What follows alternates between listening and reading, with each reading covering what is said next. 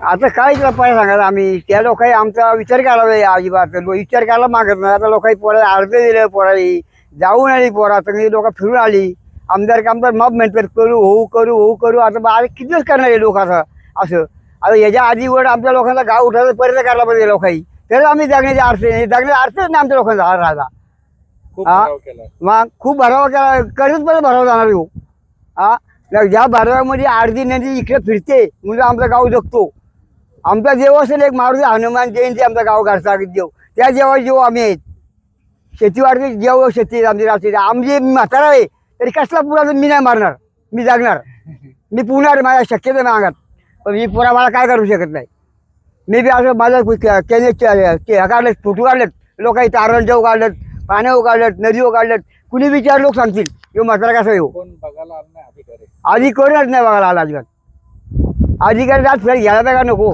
तुमची मागणी काय आणि जर मागणी पूर्ण न जाणार परत होते मी तर जीव जाणार शप्पथ जीव जाणार सत्ते काय आम्हाला जगण्याचा अर्थ आहे आमचे जगण्याचा अर्थ नाही राहता अजिबात दात फिरत किती लोक जगण्याचा अर्थ काय राहिला लोकांनी विचार केला पाहिजे आताच तुम्ही हलवा आता येऊ एवढं पाणी पाणी काही पाणी किती जातोय तर पाण्याला पर्यायच नाही या पाण्याला लोकांना.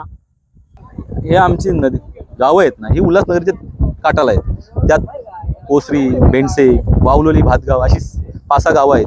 यांना एवढा पाण्याचा धोका आहे का पाणी जर पडतो तर पूर्ण गावं ठप्प होतात म्हणजे कुठनं रस्ता जायला मार्ग नाही यायला मार्ग नाही. आणि प्लस हा 150 एकरला प्रोजेक्ट चालू आहे कारशेडचा.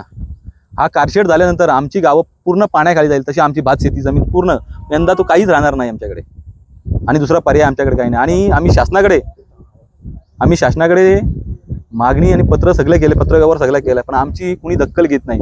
आणि हा जो भराव्याचा काम चालू आहे तो सध्या अद्याप ते पत्रव्यवहार करून पण आम्हाला शासनाने कुठलीच दखल घेतली नाही. आता हा आम्ही लास्टचा आमचा पर्याय उपोषणाला आम्ही बसणार आहोत गावकरी मंडळी सगळी.